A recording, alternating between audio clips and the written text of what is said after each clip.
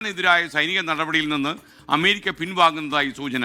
ലക്ഷ്യം പൂർത്തീകരിച്ചുവെന്നും 2-3 ആഴ്ചകൾക്കുള്ളിൽ അമേരിക്കൻ സൈന്യം പിൻവാങ്ങൽ ആരംഭിക്കുമെന്നും പ്രസിഡന്റ് ഡൊണാൾഡ് ട്രംപ് വ്യക്തമാക്കുന്നു.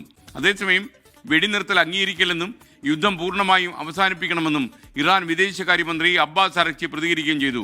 ആപ്പിൾ, ഗൂഗിൾ ഉൾപ്പെടെയുള്ള അമേരിക്കൻ ടെക് കമ്പനികൾ ആക്രമിക്കുമെന്ന ഇറാൻ റവല്യൂഷണറി ഗാർഡിന്റെ അന്ത്യശാസനവും വന്നിട്ടുണ്ട്. Good morning Madhu. ശരിക്കും ഈ ട്രംപിനും അടുത്തോ? ഗുഡ് മോർണിംഗ് എസ്കെൻ. ഓർക്കേണ്ട ഒരു കാര്യം, നമ്മൾ 24 മാത്രമാണ് ഇത് 8 ആഴ്ചക്കുള്ളിൽ യുദ്ധം അവസാനിപ്പിക്കാൻ സാധ്യത ഏറെ ഉണ്ടെന്ന് ആദ്യം മുതലേ പറഞ്ഞുകൊണ്ടിരുന്നത്. ഇപ്പോൾ ഈ ഇറാൻ അമേരിക്ക യുദ്ധം അവസാനിപ്പിച്ചേക്കുമെന്നുള്ളൊരു സൂചന US പ്രസിഡന്റ് ഡൊണാൾഡ് ട്രംപ് തന്നെയാണ് നൽകിയിരിക്കുന്നത്. അതായത് 2 ആഴ്ചക്കുള്ളിൽ അമേരിക്കൻ സൈന്യം പിൻവാങ്ങൽ തുടങ്ങിയേക്കുമെന്ന് ഇന്നിപ്പോൾ മാധ്യമപ്രവർത്തകരുമായിട്ട് ഓവൽ ഓഫീസിൽ സംസാരിക്കുമ്പോഴാണ് മാധ്യമപ്രവർത്തകരുടെ ചോദ്യത്തിന് മറുപടിയായിട്ട് അത്തരം ഒരു സൂചന നൽകിയിരിക്കുന്നത്.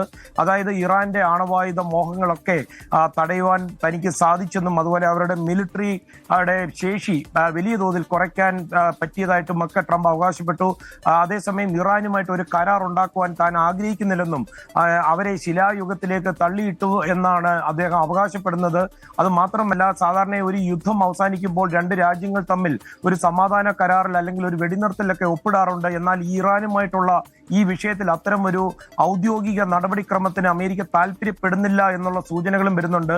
ഇറാന്റെ ഈ ആണവ മിസൈൽ കേന്ദ്രങ്ങൾ തകർത്തതോടെ യുദ്ധ ലക്ഷ്യങ്ങൾ നേടി അല്ലെങ്കിൽ ആ ദൗത്യം അവസാനിപ്പിച്ചു എന്നുള്ള നിലപാടിലാണ് വൈറ്റ് ഹൗസും എസ്കെൻ. അതേസമയം ഈ ഹോർമൂസ് കടലെടുക്ക് തുറക്കുന്നതിനായി അമേരിക്കയുടെ നേതൃത്വത്തിലുള്ള സഖ്യസേനയുമായി സഹകരിക്കുവാൻ UAE തയ്യാറെടുക്കുന്നതായിട്ടുള്ള റിപ്പോർട്ടുകൾ ഇപ്പോൾ വാൾ സ്ട്രീറ്റ് ആണ് ബ്രേക്ക് ചെയ്യുന്നത്. അതായത് ഈ ഹോർമൂസ് കടലെടുക്കിന്റെ തുടക്കത്തിൽ, അതായത് അവരുടെ ഒരു ഗേറ്റ് വേയിൽ സ്ഥിതി ചെയ്യുന്ന അബു മൂസ തുടങ്ങിയ ദ്വീപുകൾ പിടിച്ചെടുക്കുവാൻ അമേരിക്കൻ സൈന്യത്തിന്റെ സഹായം അവർ അഭ്യർത്ഥിച്ചിരിക്കുകയാണ്.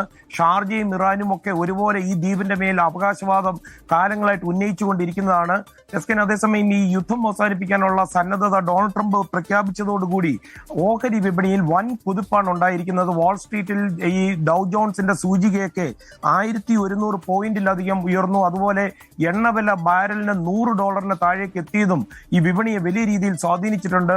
എസ്കെൻ നേരത്തെ സൂചിപ്പിച്ചതുപോലെ പ്രമുഖ അമേരിക്കൻ ടെക് കമ്പനികൾക്കെതിരെ ഭീഷണിയുമായിട്ട് IRGC വന്നിട്ടുണ്ട്. ആപ്പിൾ, ഗൂഗിൾ, മൈക്രോസോഫ്റ്റ് തുടങ്ങി 18 ആഗോള കമ്പനികളെയാണ് ഇറാൻ ലക്ഷ്യമിട്ടിരിക്കുന്നത്. ഈ കമ്പനികൾ ഇറാനെതിരെ ഈ യുദ്ധസമയത്ത് ചാരപ്രവർത്തനങ്ങളിൽ ഏർപ്പെട്ടു.